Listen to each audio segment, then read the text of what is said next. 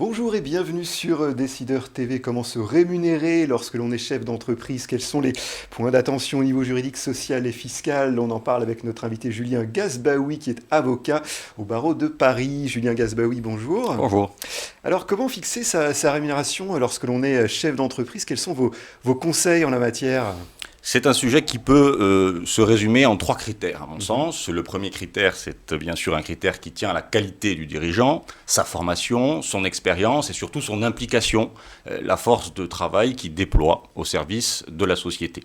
Le deuxième critère, c'est un critère qui va tenir à la capacité financière de la société, à ses performances, à son volume d'affaires. On a un arrêt très récent de la Cour de cassation où les magistrats se sont vraiment attelés à identifier l'accroissement du chiffre d'affaires corrélatif à l'accroissement de la rémunération. Il ne faut pas une rémunération excessive, c'est ce que vous dites. Évidemment, il faut éviter par rapport l'excès. à la surface financière de l'entreprise. Exactement, mais le critère doit être combiné avec d'autres critères, parce qu'il y a des situations où le dirigeant déploie des efforts colossaux, et même si c'est vrai, il a tendance à placer la société en tension de trésorerie, ce déploiement de force, il mérite quand même une contrepartie.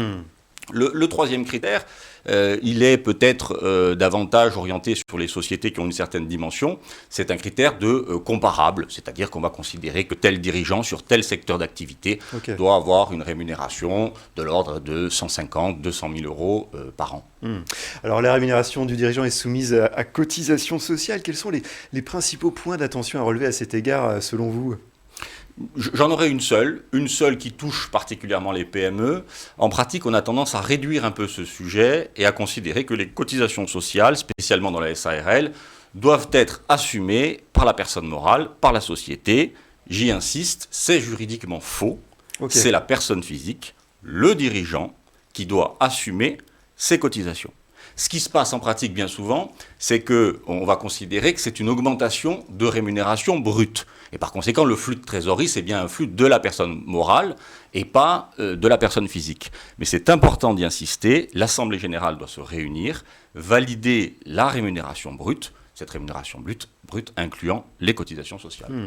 Et alors sur le plan fiscal, comment est imposée cette rémunération du dirigeant ? De façon très simple, c'est une rémunération qui est soumise à impôt sur le revenu, du point de vue du dirigeant. Du point de vue de la société, ce sont des charges d'exploitation, par conséquent des charges évidemment déductibles, sauf si, et on revient sur les critères précédemment énoncés, sauf si bien sûr cette rémunération est excessive, l'administration fiscale va avoir tendance à réintégrer ces rémunérations excessives. J'ajoute que l'administration fiscale a tendance à avoir un peu facilement de la rémunération. L'exemple le plus classique en pratique, ce sont les comptes courants d'associés débiteurs qui vont être soumis à impôt sur le revenu, voire à cotisation sociale, alors même que parfois le dirigeant entendait les rembourser. Mais c'est une logique juridique implacable. Les comptes courants d'associés ne peuvent jamais être débiteurs.